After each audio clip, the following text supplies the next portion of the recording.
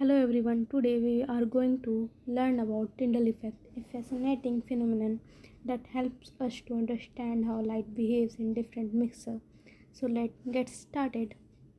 Tyndall effect. The Tyndall effect is the phenomenon where a beam of light scatters off microscopic particles suspended in a medium, making the path of light clearly visible.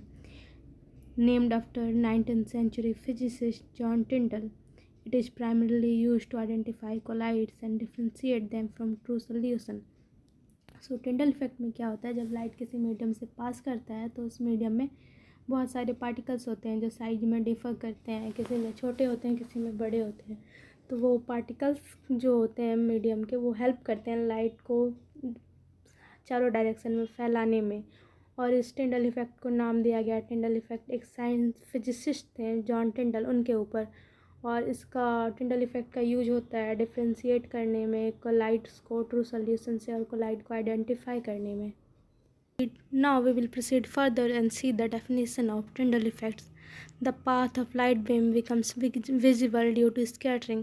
So Tyndall effect हमें ये कहता है जो light beam का path होता है वो visible ही होता है स्कैटरिंग के कारण। Now we will see why it occurs.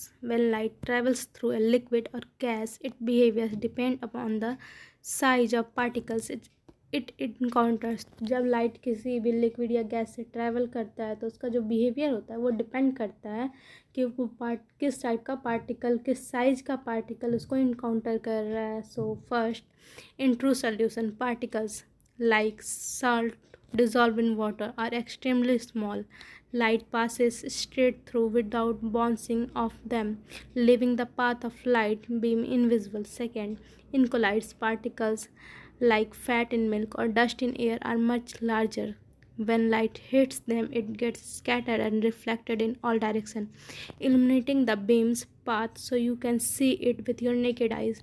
तो हम लोग को तो ये पहले ही पता है कि जो लाइट का बिहेवियर होता है वो पार्टिकल के साइज पर डिपेंड करता है। जो ट्रू सॉल्यूशंस होते हैं, जैसे जब हम लोग सॉल्ट को पानी में मिक्स कर देते हैं तो उनके पार्टिकल्स बहुत स्मॉल होते हैं, तो उसमें जब हम लोग बीम ऑफ लाइट देंगे तो वो पास होता है, वो हमें दिखेगा नहीं, वो हमें दिखाई नहीं देता, वो इनविजिबल रहता है। बट कोलाइड्स में क्या होता है, जैसे मिल्क ऐड कर देंगे पानी में या डस्ट जो रहता है वो एयर में, वो कंपैरेटिवली बड़ा होता है सॉल्यूशंस के पार्टिकल्स के मुकाबले।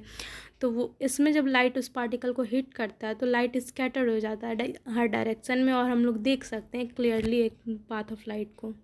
Now we will see comparison table between solution colloids and suspension. और इसको हम लोग कंपैरिजन करेंगे किस बेसिस पे कि लाइट का जो पाथ होता है वो विजिबल है और टिंडल इफेक्ट है या नहीं है।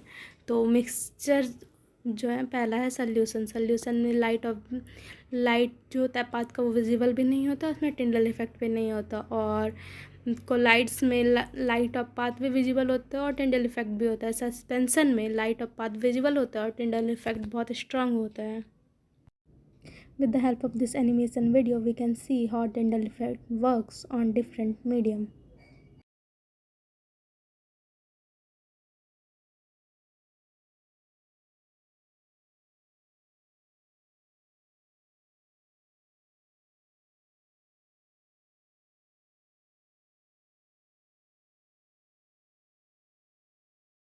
So which topic we can discuss next, you can suggest in comments. Thanks for watching.